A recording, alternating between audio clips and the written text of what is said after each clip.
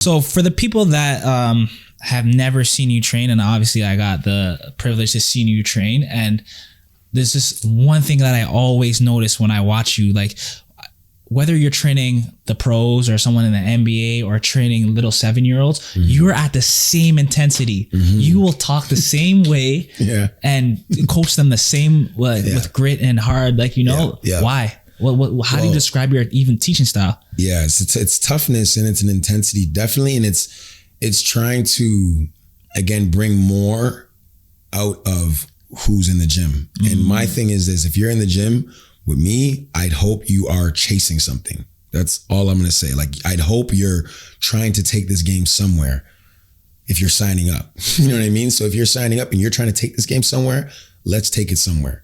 And don't waste your time. Yeah, don't waste your time, because my thing is, it's quality over everything.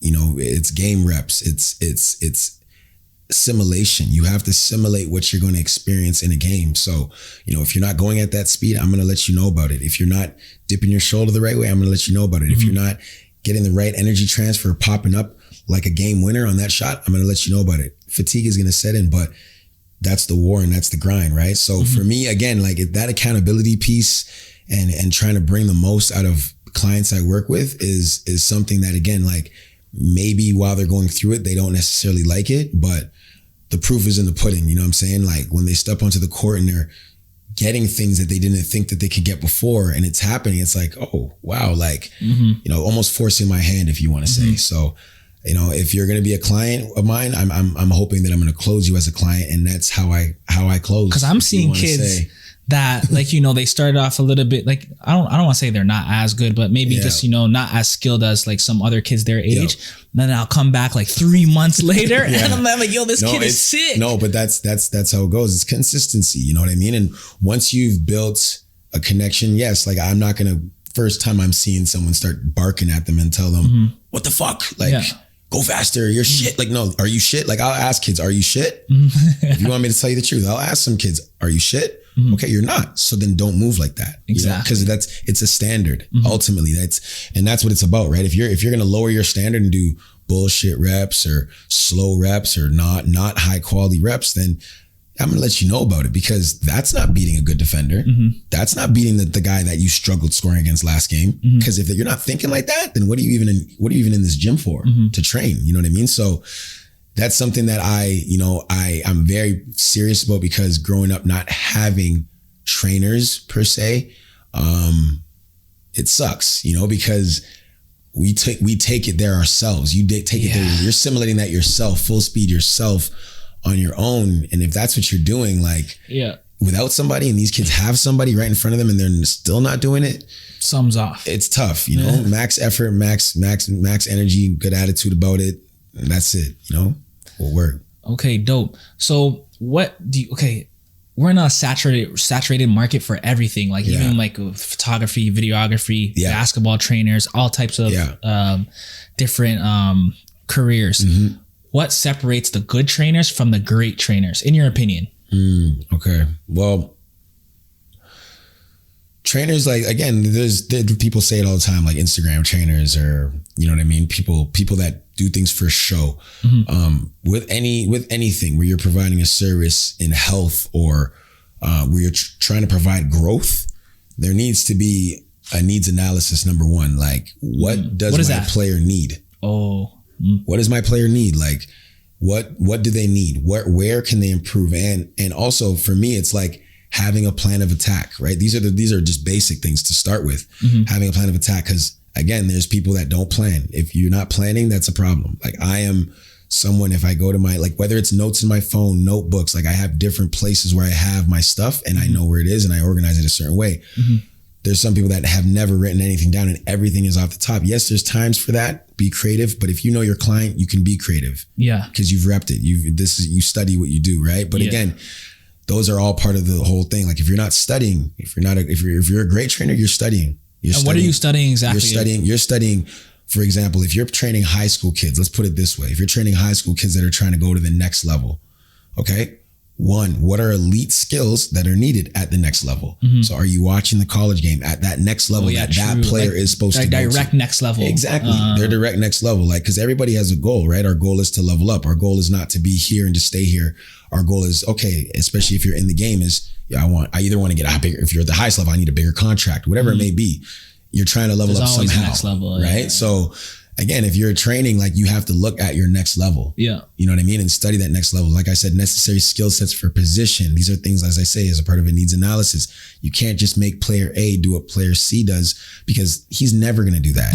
Player C, you know what I'm saying? So those kind of things are super basic things, but very, very important. And a trainer has to be willing to tell the player what they need to hear, not what they want to hear. True. And not feel bad about it.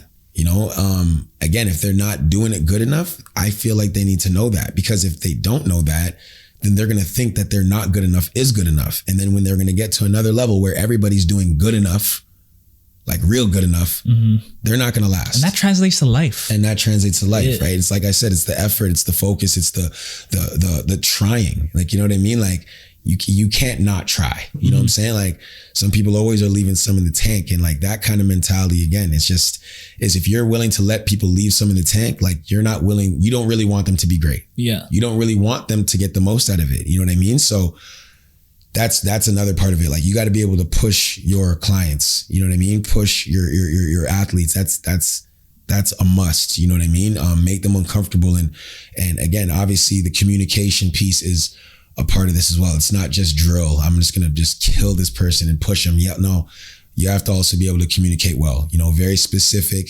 My brand is details matter. So the language is super, super important in helping kids of different learning styles grasp different things, you know, all together, whether it's a group environment, individual, but again, to get the most out of their sessions, making them want more and to always be consistent as clients, you know what I mean? So like, I remember, like, even me playing, like, sometimes I would have the up and downs of just like my mentality. If I have an off shooting game, like, how do you teach kids to like toughen up their mentality or stay like, you know, stay hard?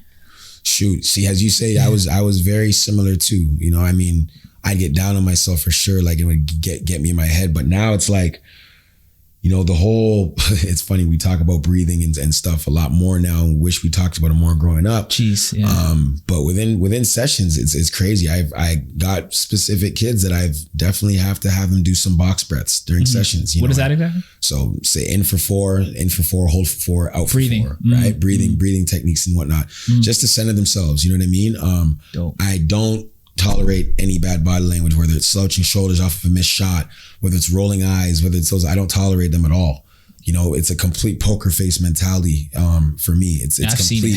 It's a complete, like, you're hunting shots, because like I said, my camp is my camp, and the people I train in the way I've approached the game as you know, I'm gonna still have the big kahunas to take a shot, even though I've maybe missed all these shots, and I'm still gonna want to take this with the same confidence, and I'm gonna believe I'm gonna make it, even if it's tough, high degree of difficulty.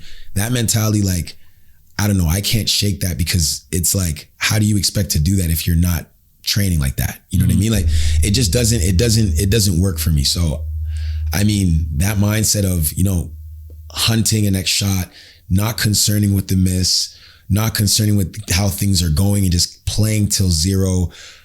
Throughout my sessions from start to finish, the intensity doesn't drop, as we said. And that's one of the ways that I keep it definitely in check and help the kids with that. You know, like mantras is something that I'll do with the kids as well. You know, for me as a player, I used to have things later in my career, not early. I learned these things a lot later.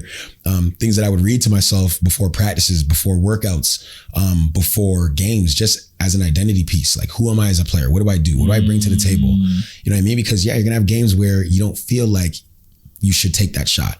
No, I'm not passing up transition pull-up threes, because that's what I do. Yeah. That's what I did. You know what I'm saying? Like, I'm not going to pass up opportunities to push the ball in transition. I'm not going to pass up opportunities to drive and dish and create easy finishes for my bigs. Yeah. Those are identity pieces that you need to remind yourself. So the foot's on the gas, you know, the game comes and it's kill mode immediately. You know what I'm saying? that kind of exercise is something, you know, and it varies for different players. Every player is different. If it's a shooter, like I'm not passing up open shots, I'm gonna have the same confidence. I'm not gonna show bad body language after a miss. These are just examples, but those kind of exercises have been so valuable for certain kids and certain athletes, just to build that mindset. They weren't doing this just 10 years ago. No, not at all. But again, like if your mind's not right, none of this shit matters. Nothing's right.